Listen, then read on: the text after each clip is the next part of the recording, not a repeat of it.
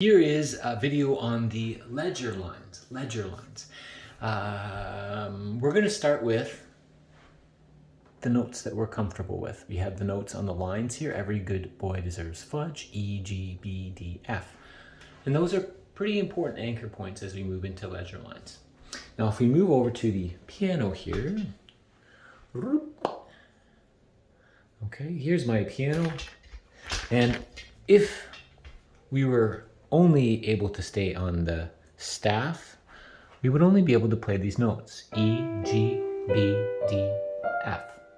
And you can see that there are many other notes besides this. So that's why we need to have the ledger lines. Say I want to have a note up here.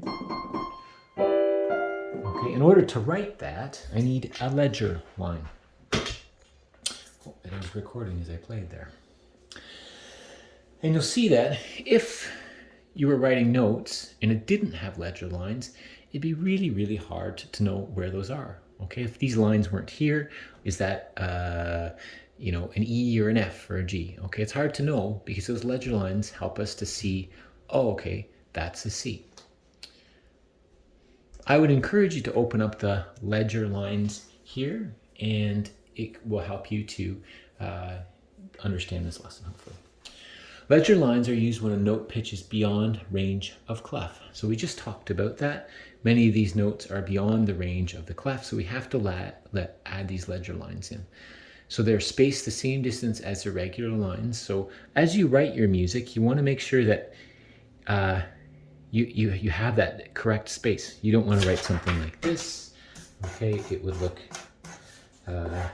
not correct. So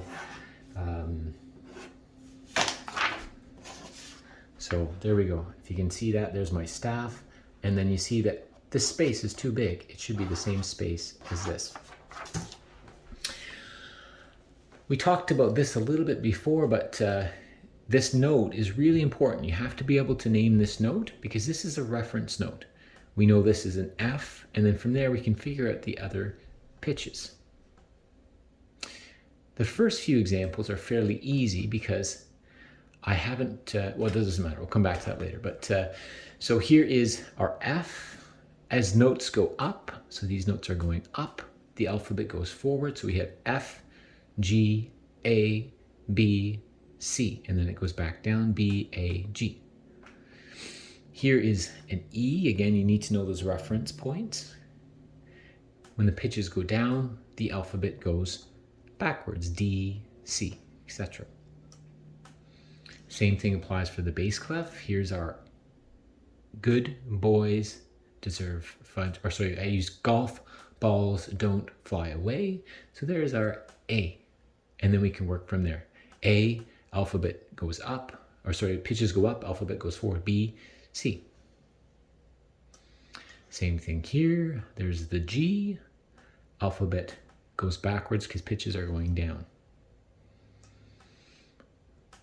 Now, I've set this up in a way that you can succeed.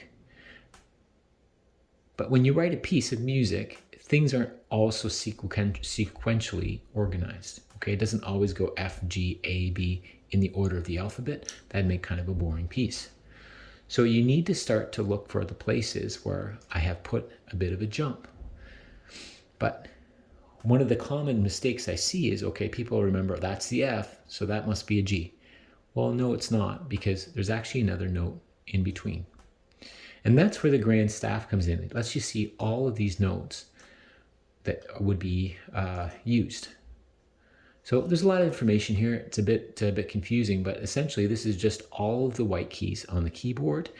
All right, and this is how they look with ledger lines.